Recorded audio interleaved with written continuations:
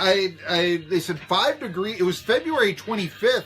I could see Richmond being 5 degrees on February 25th. We'll talk about that. Yeah, you're right. Let's come on here. Let's come on and do this here. All right. Okay. Tri-City Sports Now. It is the second hour, and we had a delay, but they did run the STP 500. And although Jimmy Johnson and Bubba Wallace, who were sort of the guys that, Jerry Bonkowski said look out for, instead a long shot came up with his first victory in 192 races. Clint Bowyer, Jerry Bonkowski, I think he led the last 108 laps. Correct me if I'm wrong. But where did he come from? I'm watching the race after this show, and I'm like, oh, yeah, Clint Bowyer, he's still around? It was such a surprise and all this. What's the deal with Clint Bowyer? Where did he come from? Well, number one, it's a surprise, but it's not a surprise. Clint is one of the best, when he was coming up, was one of the best short track racers there was out there. I mean, he did primarily race on dirt on short tracks, but still, the concept is still the same on a short track like Martinsville, which is, 0.533 or no, 0.526 miles. So it's a little bit over a half-mile track. And,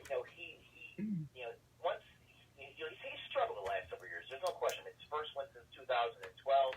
And in that season, he won 3 races. He hasn't won any since then until yesterday. So it's not like he came out of anywhere. He's always been there, but, it just, he's had some struggles along the way. I mean, he was with Michael Walter Racing. That folded. Then he went over to, what was the guy's name? I can't think because he drove the 51 car for the 1 year. And then he finally got his shot to come over to Stuart Haas. Is it Sadler? Were you thinking Sadler? Didn't he drive the 51? No, the team owner. And I can't think I'm sorry. Off the top of my head, but the point is that in fact he just passed away not too long ago with the team owner. But the point is that when Clint came to replace Tony Stewart, he went basically from a very poor team to one of the exceptional teams in the sport. And there's always oftentimes there's a transitional period that unlike a Kevin Harvick who came over to Stuart Haas and started winning right away.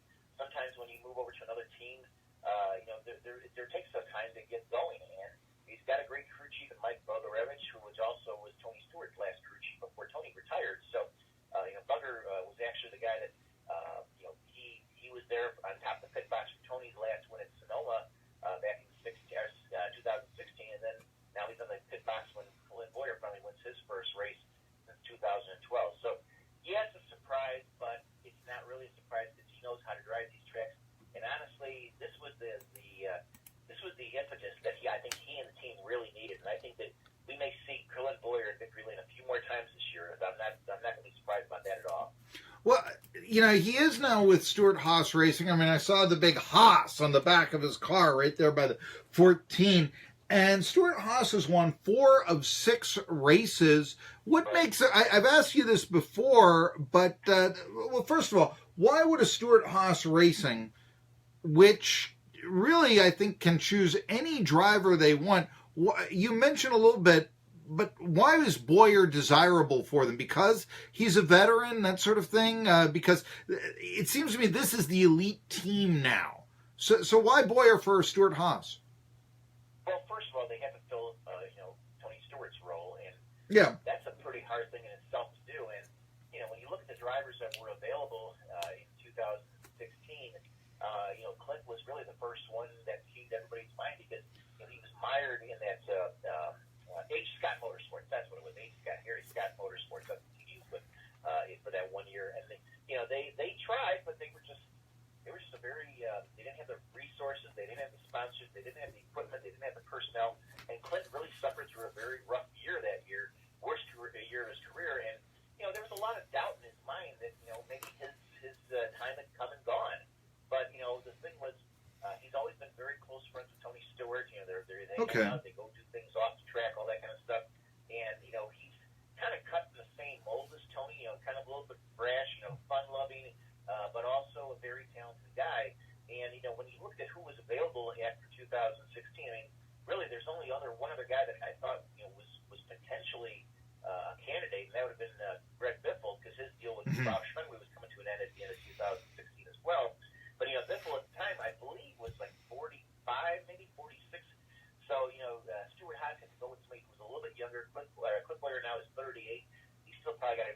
5 more years in the Middle East.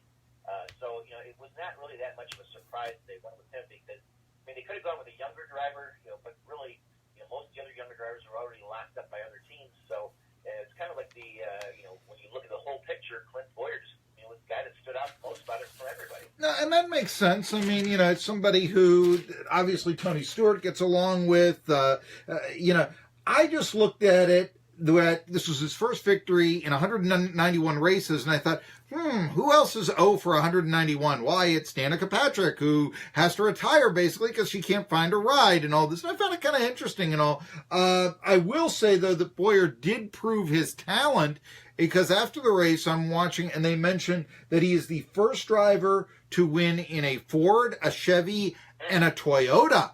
Now, there were lots of drivers that drove lots of different cars. Bobby Allison, he drove a Buick. He drove a AMC. He drove, I want to say he drove a Mercury in there, but I could be wrong.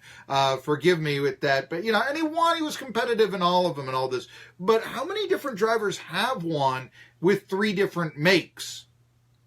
Oh, man, you're asking me a question. I don't have an answer for it. Rarely do I not have an answer, but then, there is one clarifier, though, for Clint, though. Unless I'm mistaken, excuse me, I believe he's the first active driver, still active driver, to win in all 3 makes. I'm pretty sure, like you said, Allison won in 3 or 4 different models. There were some other drivers back in the 70s, 80s, and 90s. That was when we had Pontiac, we had Olds, we had Chevy, we had Ford. So I'm sure there's probably at least another driver or 2 in the past that's done it. But the key word now is that he's the first active driver to do it. And potentially he may be the first driver ever to do it. But I think the key word here is active. But it shows that that not only his talent but also how similar these cars have become. Because he just as easily as winning in a Ford yesterday, he could have won in a Chevy, he could have won in a Toyota, he could have won in any kind of car yesterday. But it is a rather big thing. And one other stat too, Marky, I wanted to mention, and I didn't get a chance to track this down. I did the race story yesterday, and I didn't get a chance to track this down, but I believe Clint is the third, or he snapped the 3rd longest winless streak of all active drivers in the sport right now.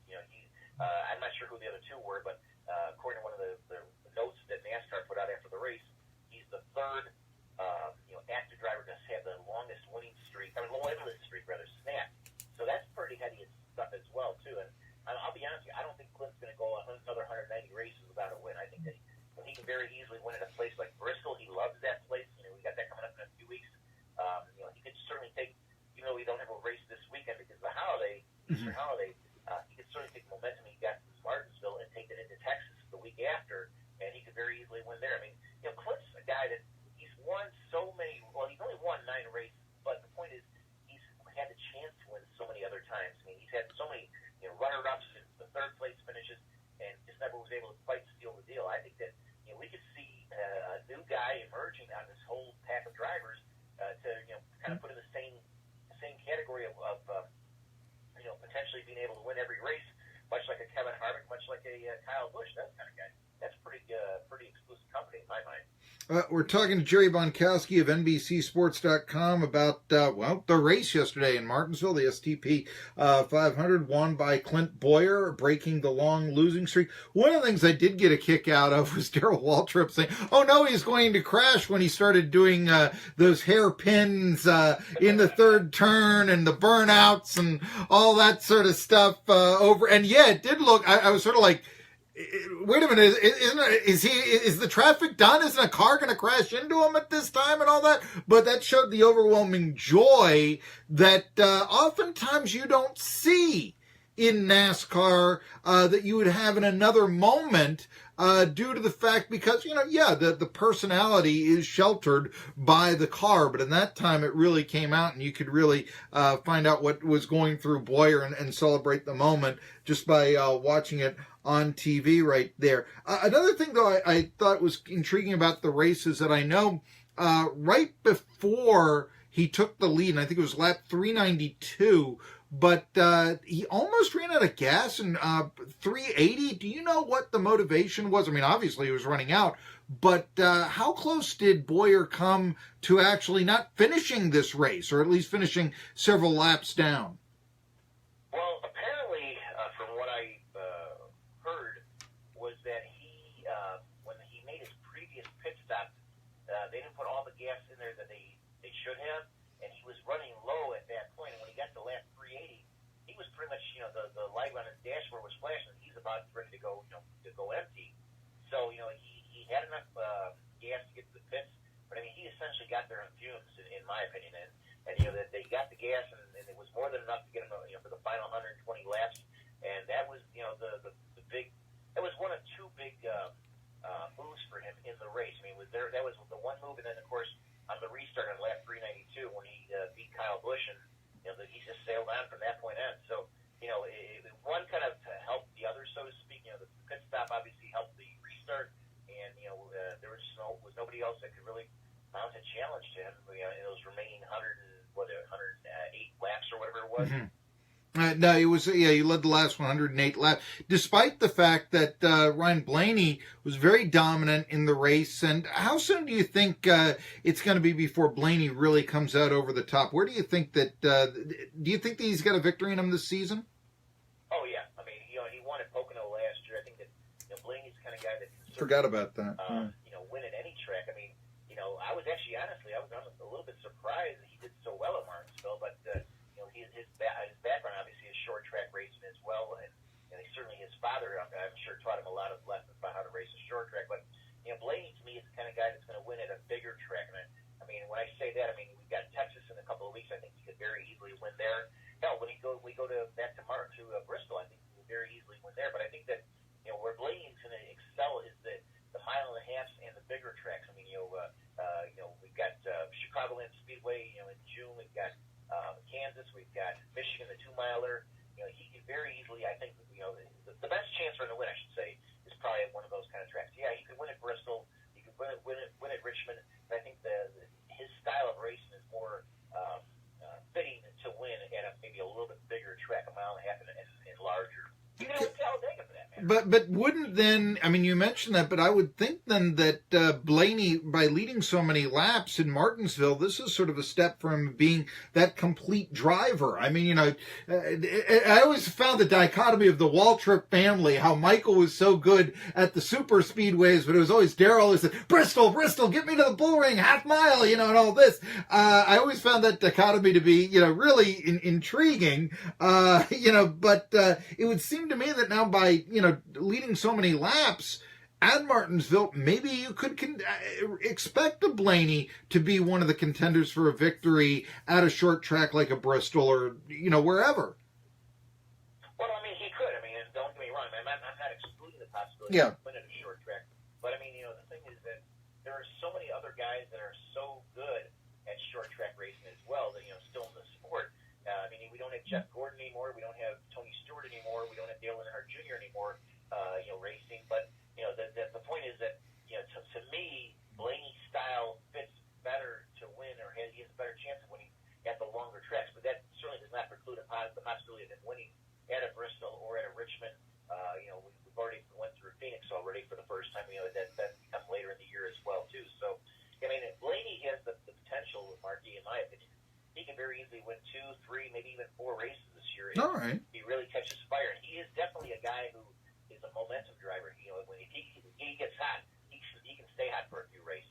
All right, let's talk about those big races, those big tracks. So I know you recently tweeted out the road race that we're going to have, I guess, in Charlotte on September the 12th. And there was some testing, and some of the drivers did not like the turns at the new road or the road course in Charlotte. Can you elaborate a little bit on that, Jerry Bonkowski? Well, whenever you have something new, and the track at there, the road course in Charlotte is not new, but it's new to the NASCAR Cup Series. Mm-hmm. And when you have something new like that, certainly there's going to be some concerns. There's going to be some people are going to like it, some people are not going to like it. There's going to be they're going to say, well, I don't like this turn, or I don't like that turn. And the thing that NASCAR has to do, excuse me, is they have to put on a very exciting race that has competition and gives the fans what they want, as well as gives drivers a unique challenge. And I know that there was a couple of turns that some of the drivers were questioning that didn't care for. I don't know if it's too late for Charlotte Motor Speedway and NASCAR maybe do something with those turns. I don't think they really need to do anything, to be quite honest. I think that it's just driver opinions, but it's kind of like in any sport. I mean, like in golf or in tennis, you got to play what's presented to you. And you got to do your best at it. If you don't like it, well, you don't like a certain turn or whatever. Well, that's just part of the game. You got to learn to adapt to it. As Clint Eastwood said in that one movie, was it Heartbreak Ridge? He said you have to improvise, adapt, and overcome, and that's exactly what the guys have to do on this road course at Charlotte, as they call it, the Roval. Because part road course and part oval. But I think this is going to be an excellent race. I think it's going to be a very good test for the drivers. And yeah, it's the first time they've ever been there in terms of racing on that road course. But this will kind of separate the good guys that really are good on road course races against the guys who maybe are not so good and have to improve their game. As much as you are, inspiring me to coordinate T-shirts in my next run by mentioning the old Clint Eastwood movie, Heartbreak Ridge, I do want to ask you here, or for that matter, maybe not pressing the charges or learning how to overcome a powerful Swede or something. Those who watch the movie will know what I'm talking about. Otherwise, it's what's he talking about and all that. I do want to go to a what's he talking about. What is the actual concern on the turn? Is it safety? Is the banking not to the liking? The boarding? What is the actual concern of these turns in Charlotte? Well, again, it's a new thing for them, and drivers are they're very much of a closed group. Yeah. When it comes to what to do. I mean, the turns themselves are fairly standard. I mean, okay. If you look at the road course, let's say like at Daytona, it's kind of like in built in that kind of a fashion. You look at the road course in Indianapolis, again, kind of built along the same fashion. So, and the thing about Charlotte was, I think it was the turn, I want to say it was 3 or was it 5? I can't remember which one it was, but that was one that seemed to get more, comments from drivers. But at the same time, they also talk about other turns within the road course oval. So I think that you look at all that, and it's just again, it's a matter of adapting to the track. The guys can't have everything the way you want it, and if you complain about it, fine, but find a way to not complain about it by doing it well. I mean, I believe there's going to be one more test out there. I believe at Charlotte, on the Roval coming up. So it'll be another chance for them to kind of look at their setups, look at their the way they're going to have the pit strategy and all that kind of thing. And I think that come the actual race day, I think we're going to have a good race, and I think that a lot of the guys that may have complained early on may say afterwards, wow, that was a heck of a good race. Now, are we seeing a revival of the road tracks in NASCAR? Because I remember for years it was just Watkins Glen, and now it seems like, there are now 3, I think, on the schedule. So why is there this trend for road courses now? I think a couple of things. I mean, number one, the mile-and-a-half tracks that we have on the circuit are, they become a standard, if you will. And in being so much of a standard, and there's so many of them, and remember, the last, the first 14 years we've had the chase format, 5 of the 10 races in the playoffs have been on a mile-and-a-half track. So this is kind of shaking things up. I mean, certainly Charlotte Motor Speedway is a mile-and-a-half track, but now they're going to have the Roval instead. I mean, the way you look at it, where this is going, now we'll have 3 road courses out of 36 races, and there's a lot of rumblings that if the road course race in Charlotte really does well, then we may see another road course race either added to the schedule, which is kind of hard when you already have 36 races to get it, or maybe replace another existing oval track race, on the circuit somewhere down the road. I mean, my opinion is some places, literally my backyard is Road America up in Elkhart Lake, Wisconsin. I mean, I think that would be, one of the best venues for a NASCAR race. But you also have other venues. You've got Mossport up in Canada. You've got the road course race in Montreal. Road course track rather in Montreal. There's a lot of different places. You got Lime Rock, the old Lime Rock in Connecticut. You've got Sebring, down in Florida. So there's a lot of places that NASCAR could potentially go to. I think Road America, maybe Road Atlanta, also another one, might Charlotte is going to be a big test and kind of it's kind of like an experiment, but it's also a test to see if maybe they should add another one or two more road courses to the mix, because one of the things that in the past that kind of hampered, especially like in the IndyCar series, there was not that much variety, and now there is a lot of variety. They've got the street races, they've got the road course races, they've got the ovals. So and that's what really draws the fans out, that kind of variety. I think NASCAR is borrowing from IndyCar's playbook to try this thing and see where it goes. And again, I would not be surprised if the road course race in Charlotte is a unqualified success, or an exceptional success, I should say. That we could see another road course on the schedule, probably maybe by 2022, maybe 2023. I would not be surprised to see that at all. I agree about the diversity of races and all this. I used to listen. I think this was very much a Bristol opinion. Every time we get a Martinsville or a Bristol, I hear, I got to have the bull rings, need more bull rings and all this. But I always enjoyed the diversion of Watkins Glen. There's something to break up the monotony, if you will. And it was fun to watch and all that. And so instead of just waiting for one to have this happen, every few months or so, yeah, I can see that, the road course and all that.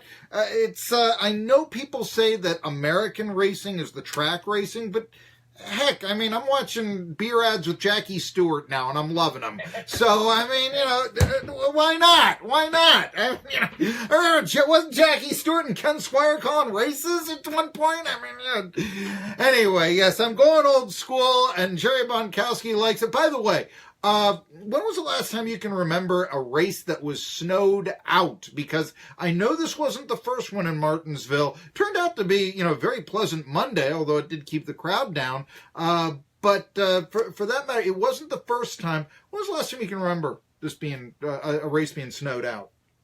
Honestly, I don't remember. And I will say this though: this race on Monday really threw me so off schedule. I thought yesterday was Sunday. I'm thinking today's Monday. It's actually Tuesday. It's really throwing my schedule off. I'll say that. Well, I see that, and I kind of felt that, but at the same time, I did kind of enjoy going home from Tri-City Sports Now and watching the race and taking my little notes and, doing all that sort of stuff. I enjoyed how this all panned out. So, thank goodness for small favors and all this. I appreciate the large favor of you coming on the show and even having an answer when I committed the cardinal sin of Larry King interviewing and not asking you a question at one point during this little conversation we had. We'll do it again. They're off this week. We'll do it again real shortly. Jerry Bonkowski, always a pleasure. Tri-City Sports Now coming back after this. All right.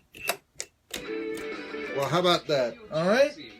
And by the way, let me write. I've got these notes right here. Let me send you a message or something, because I've got a couple of private questions I want to ask you about, just sort of the X's and O's of racing and all.